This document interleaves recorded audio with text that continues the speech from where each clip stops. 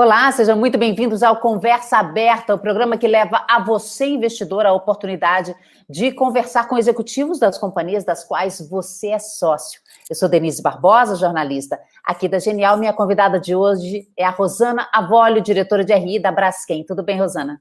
Tudo ótimo. Obrigada pelo convite, Denise. Boa tarde para todos que estão nos escutando e obrigada novamente. Obrigada a você por estar aqui. Gente, então vou localizar quem está nos assistindo. Braskem, uma gigante de petroquímica, ela tem 40 unidades industriais, 29 no Brasil, 5 nos Estados Unidos, 2 na Alemanha, 4 no México.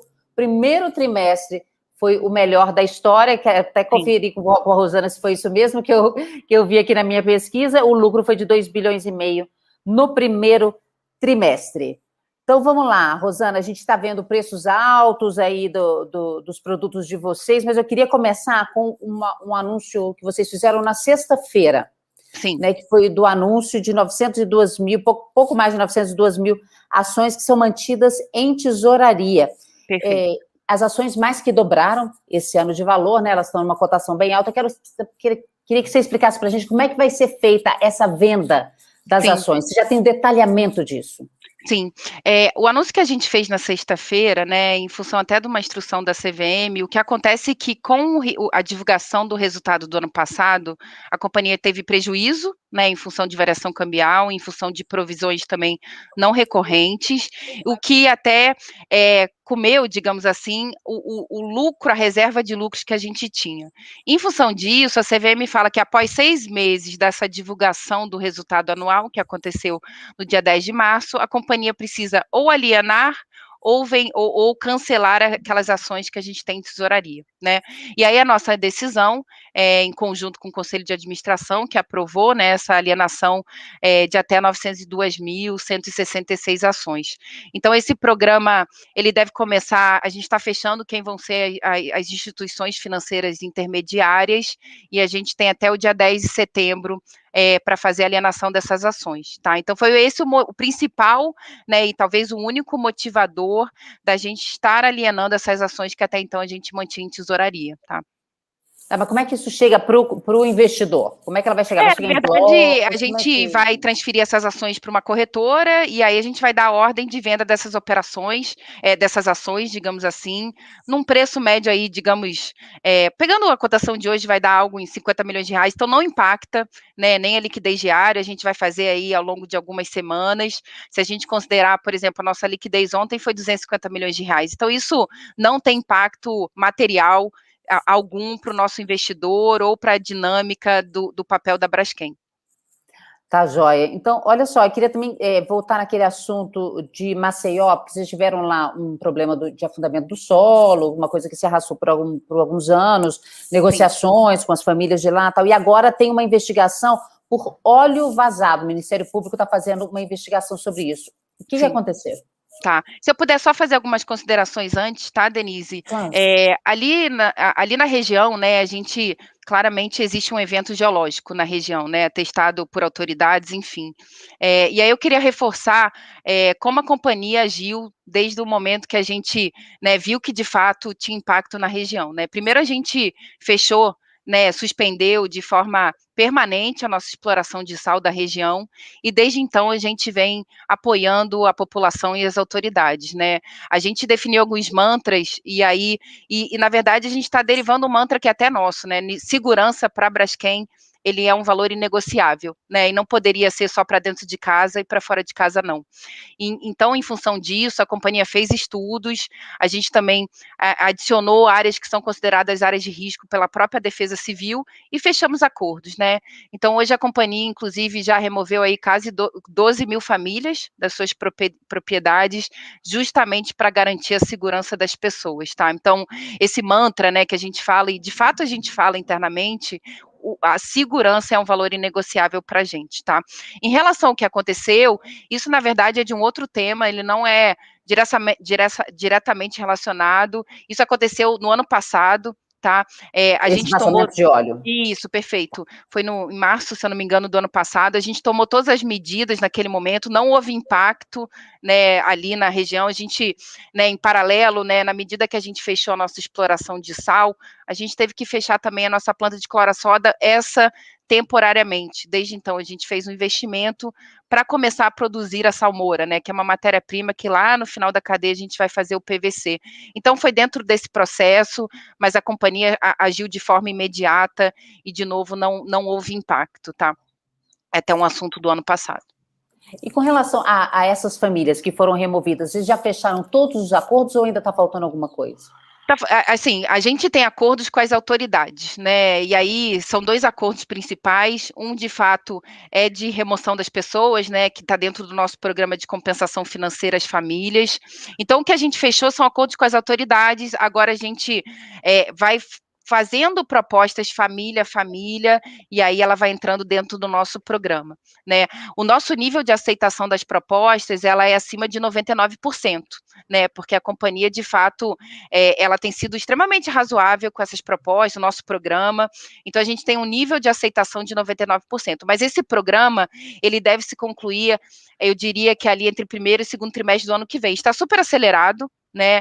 Se você considerar o primeiro acordo que a gente fez com nesse sentido, né, de remoção de pessoas, foi ali em dezembro de 2019, e são mais ou menos 16 mil propriedades, 12 mil já foram removidos.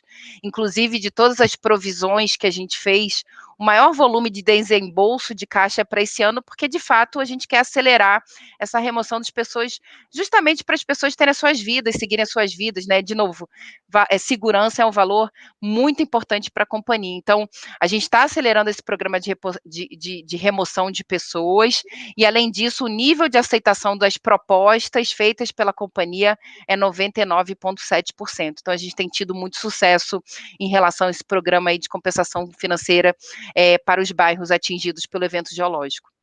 Nesse ano de 2021, quanto que a empresa vai gastar com esse problema? A gente tem mais ou menos 8 bi, no final do primeiro tri, 8 bi e meio, né, de reais em provisões, não só para esse fim, mas a gente está falando de fechamento dos poços, ações socio-urbanísticas também para a região, dentro desse valor no montante de 1,6 bi, e toda a gestão, né, a companhia criou uma central do morador, que apoia todos os moradores da região, mas para esse ano a nossa expectativa é algo em torno de 4 bilhões de reais, ou seja, quase metade do que a gente tem provisionado, e a nossa previsão, de fato, ela é robusta, seria principalmente desembolso esse ano.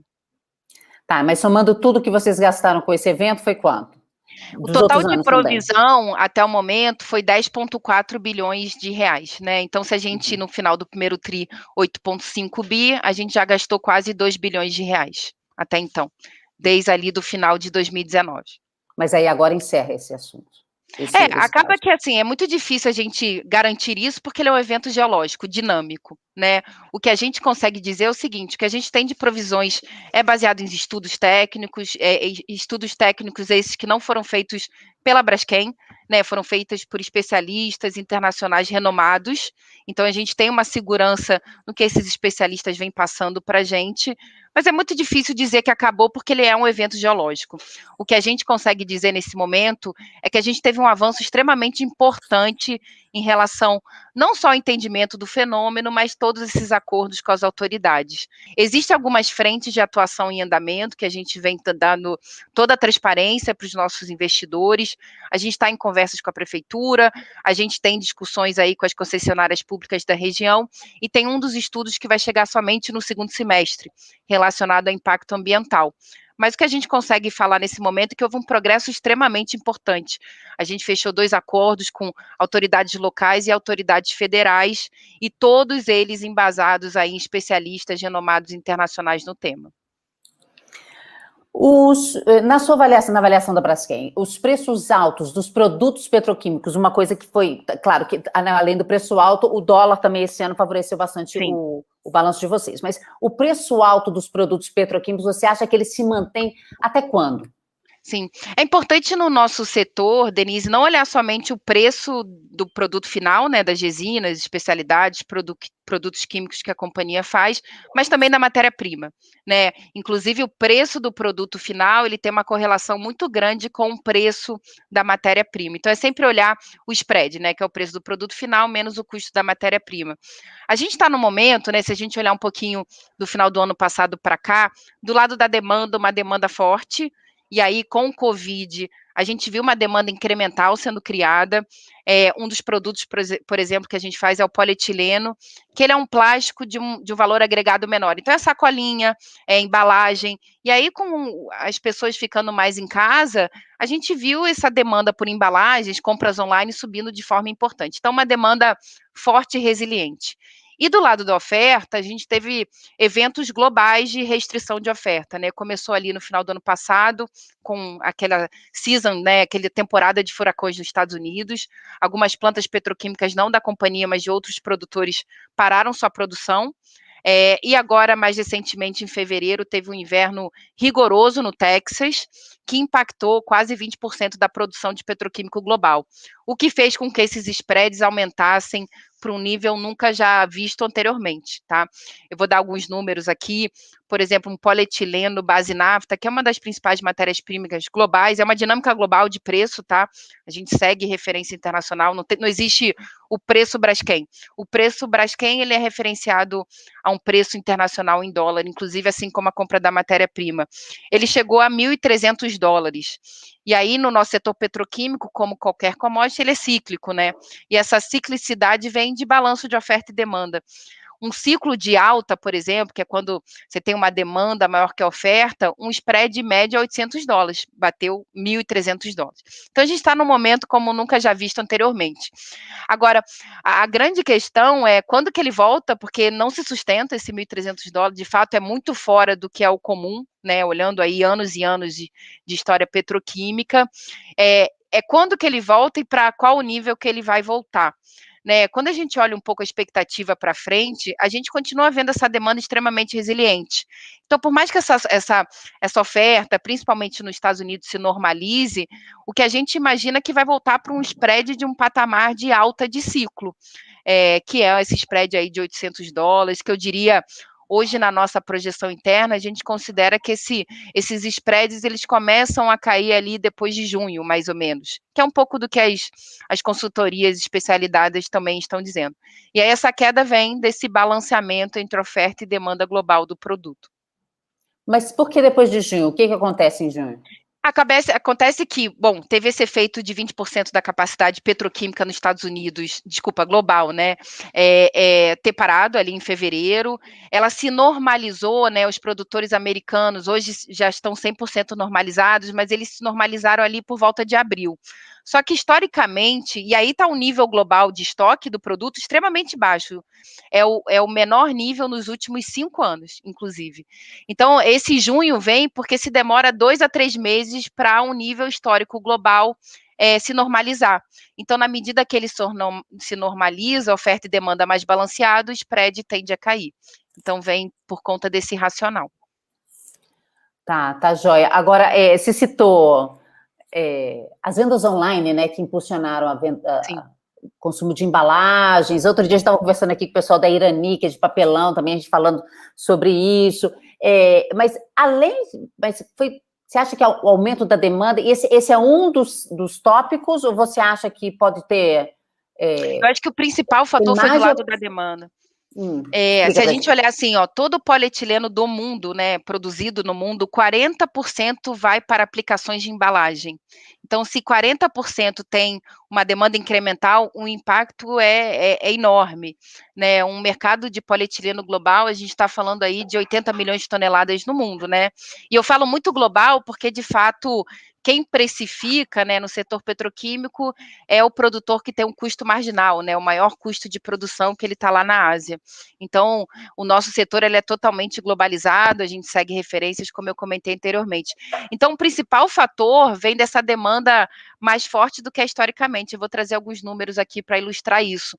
Historicamente, o polietileno, né, ele cresce no ano global mais ou menos 3,5%, tá, de crescimento quando comparado com o ano anterior. Ano passado foi quase 6%, ou seja, 2 vezes, e é curioso, né, porque não se imaginava isso, principalmente no contexto de Covid. E para esse ano se espera um crescimento aí de 5,5%. Então, quando a gente olha essa estabilidade nos spreads, não nesse momento que a gente está, né, que teve essa questão da restrição da oferta, mas olhando para frente, vem dessa demanda resiliente que a gente olha para frente. Tá, e você falou que os especialistas, né, acreditam que a partir de junho o preço dos produtos petroquímicos pode ceder um pouquinho, né, ou Sim, sim. normalizar, digamos, né? Perfeito, normalizou. Então, o investidor da Braskem pode imaginar que os balanços do segundo semestre, né, do terceiro e quarto tri, vão ser Sim, inferiores do primeiro sim. semestre? A segunda metade vai ser Considerando pior que a primeira metade do sim. ano? Sim, se a consultoria externa, né, digamos assim, se essa premissa for real, de fato, sim, né, a gente está falando no spread, como eu comentei, de $1.300, que vai caindo ali a partir de junho, de forma que no final do ano, isso considerando de novo a consultoria externa, chega aí por volta de $800, sim. E aí esse ponto é extremamente importante, Denise, que você trouxe. Não quer dizer que o resultado da companhia estará piorando, quer dizer que ele está se normalizando em função do primeiro semestre que a gente viu uma restrição de oferta de produto global, né? A gente vai voltar para o que seria um patamar normalizado de resultado da Braskem. Todos os preços, tanto do que vocês compram, quanto dos que vocês vendem, é tudo dolarizado? Sim, sim. Por mais que a gente fature em reais, né, aqui no Brasil, porque a gente tem negócio nos Estados Unidos, aí naturalmente é em dólar. Mas por mais que a gente fature em reais, né, ou seja, o preço da Braskem em reais no Brasil, ele parte de uma referência internacional global em dólar. E aí a gente faz todos os custos, né? A gente usa a paridade de importação, né? Porque o mercado brasileiro é deficitário, né? A nossa competição é o importador, então a gente inclui essa dinâmica de paridade de importação e converte para reais. Então, por mais que a invoice, né, a fatura seja em reais, ela de fato ela é vinculada ao dólar, assim como a matéria-prima também. E aí esse ponto é um outro ponto interessante que você trouxe, Denise, porque a gente tem custo fixo em reais. Então, toda vez que o câmbio, na verdade, a gente tem um hedge natural contra qualquer incerteza ou cenário de incerteza do Brasil, da seguinte forma: se a economia do Brasil, né, não está indo tão bem, quer dizer que o câmbio, né, pela teoria econômica, ele está se depreciando. Como 100% da receita da Braskem é em dólar e 80% dos custos em dólar, porque eu tenho uma parte do custo fixo que é em reais, né, os salários, enfim. A cada 1 centavo que o dólar se deprecia, é mais ou menos $4 milhões no resultado operacional no EBITDA da companhia. Então, a gente tem esse hedge natural, né? Se a economia não está indo tão bem, o câmbio se depreciou, pela teoria econômica, a gente também tem esse benefício. Por outro lado, se esse câmbio se aprecia, quer dizer que a economia está indo bem, né? Digamos assim, o que a gente produz no Brasil, a gente vende mais no Brasil, onde a gente tem margens maiores, naturalmente, até por uma questão de frete, né, de proximidade do cliente. Então, a Braskem, ela tem uma proteção contra qualquer incerteza aí do cenário do Brasil, seja pelo câmbio ou seja pelo crescimento da economia. Tá, joia. Essa fase de preços altos está ajudando a Braskem a diminuir o endividamento. Eu queria que você explicasse para a gente qual que seria um nível ideal de endividamento, como é que vocês estão equalizando isso esse ano. Sim. A gente, na verdade, até ali naquele segundo tri, né, onde diversas companhias brasileiras desculpa, foram impactadas ali pelo Covid, né, redução de produção, a gente chegou a ter uma alavancagem. A alavancagem é a dívida líquida, né, dívida bruta menos o caixa, sobre o EBITDA da companhia. A gente chegou a ter uma alavancagem aí no segundo tri de 7 vezes, que foi uma das mais altas aí da companhia. Mas mesmo no segundo tri do ano passado, a gente tinha uma dívida líquida super controlada, porque não é só endividamento que o investidor tem que olhar. Ele tem que olhar, sim, naturalmente, o endividamento, mas aonde está alocado esse endividamento? Ele é todo no ano seguinte ou ele é daqui a 5 anos e no longo prazo? E aí, quando você olha esse cronograma, né, de pagamento de endividamento da companhia, a gente não tem nenhuma pressão no curto, médio prazo. Na verdade, o nosso maior concentração, ela starta somente em 2024. Então, a gente nunca teve uma pressão para pagamento da dívida, mesmo ali naquele segundo tri.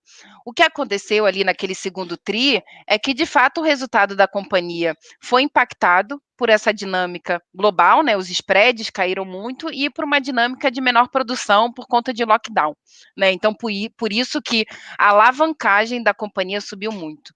No segundo semestre do ano passado, Desculpa, no segundo semestre do ano passado, os spreads globais se normalizaram, a produção da companhia se normalizou, assim como as vendas, né, como uma consequência, e esse nível de alavancagem, ele chegou num patamar que é o patamar da companhia num ciclo, né, que não é um ciclo de alta, né, um ciclo com spreads muito altos.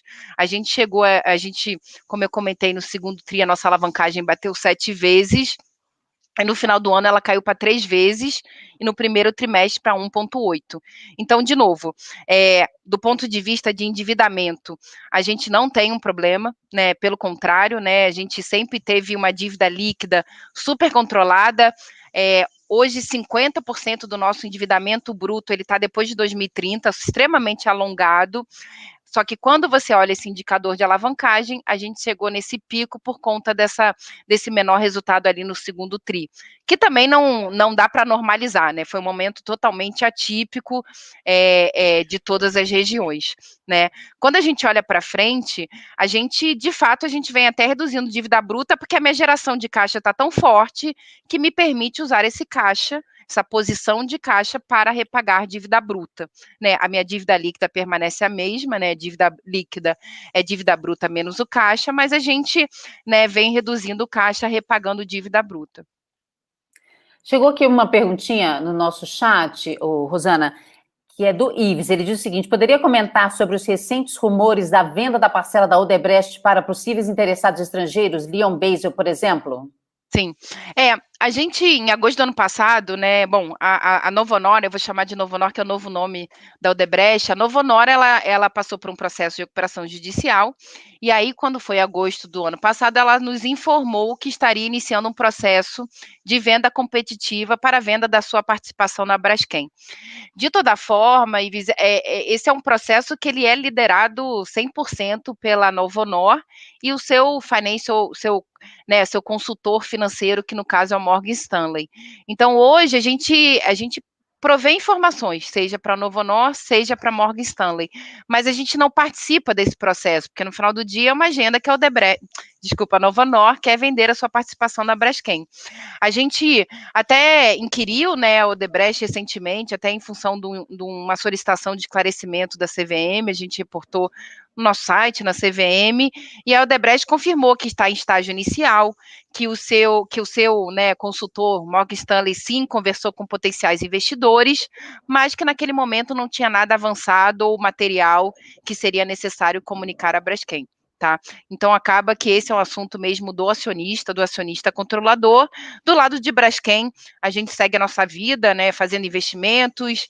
A gente anunciou recentemente a expansão da nossa planta de polietileno verde, né? Nós somos os maiores produtores aí de biopolímeros no mundo, né? Essa polietileno verde é base cana-de-açúcar, então captura carbono do meio ambiente. A gente acabou de anunciar a expansão dessa planta. Então, do lado de Braskem, a nossa vida segue normalmente. Essa é uma decisão do acionista controlador. Quando de fato tiver um processo mais avançado ou eventualmente uma exclusividade, possivelmente vamos ser informados e informaremos o mercado. Rosana, a Marília pergunta: a empresa entende que o tag-along se aplica no caso da venda da participação da Novonor? Isso. Obrigada, Marília, pelo questionamento. Sim, por mais que a companhia seja nível 1, né, da B3, a Braskem, a gente garante outras práticas aí de governança, como o tag along, né, que é de um nível maior de governança, digamos assim.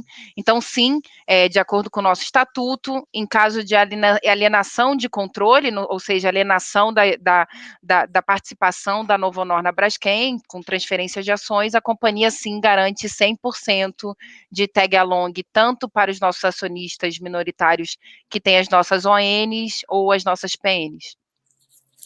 Joia, para a gente encerrar, Rosana, no comecinho eu falei que as unidades que vocês têm no Brasil e fora do Brasil também, vocês estão pensando de aproveitar esse momento de maior faturamento para poder expandir, fazer alguma compra? Olha, a gente acabou de startar, bom, nos Estados Unidos a gente é o maior produtor de polipropileno, né, o número 1, e a gente acabou de startar uma nova planta agora no segundo semestre do ano passado, né, então agora é de fato implementar toda a nossa estratégia comercial da nossa planta, a gente é o líder ali na região, Quando eu olho um pouco os nossos investimentos para frente, ano passado também a gente anunciou compromissos importantes de carbono neutro, de economia circular. Né? Inclusive, ontem mesmo a gente teve o nosso primeiro ESG Day, onde a gente divulgou nossos compromissos aí da próxima década, né, que passa também por uma transição de carbono.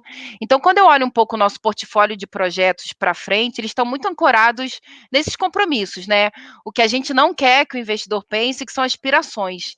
Eles são compromissos, claro que alguma parte deles envolve desenvolvimento de tecnologia, mas a companhia está 100% engajada para entregar todos esses compromissos no momento adequado, né, 2030, 2050, então ele está muito ancorado nisso. Então, por exemplo, eu acabei de comentar da expansão da nossa planta de polietileno verde, mas a gente está revisitando a nossa estratégia global de renováveis, que pode sim passar por a gente ter mais 2, 3 plantas de polietileno, eteno, verde, não só no Brasil, mas fora. Então, isso tudo está em discussão. A própria economia circular, a gente tem compromissos importantes. Ano passado, só aqui arredondando o número, a gente vendeu mais ou menos 10 mil toneladas de resina reciclada. A gente quer aumentar para 300 mil toneladas em 2025, e para isso tem investimento por trás, e 1 milhão de toneladas em 2030. Então, quando eu olho um pouco o nosso portfólio para frente, ele está muito ancorado nesses objetivos objetivos e compromissos que a gente divulgou em novembro do ano passado, e os compromissos da próxima década que a gente divulgou ontem. Tem mais uma perguntinha aqui. Como é que a empresa pode ser afetada pela venda das refinarias da Petrobras? Obrigada pela pergunta. A gente, ano passado, né, a gente tem 4 centrais petroquímicas no Brasil, tá? Uma no Rio de Janeiro, uma aqui no ABC em São Paulo, uma na Bahia e uma no Sul. Para cada uma dessas centrais petroquímicas, a gente tem refinarias que hoje da Petrobras suprem matéria-prima para essas refinarias. Tá? E aí, no contexto de venda das refinarias, né, esse processo da Petrobras, eles estariam vendendo as refinarias que nos suprem na Bahia e no Sul. Porém, ano passado, a gente fechou contratos com a Petrobras para essas 2 centrais petroquímicas da Braskem. Esses contratos serão repassados para os novos donos dessas refinarias. São contratos de 5 anos.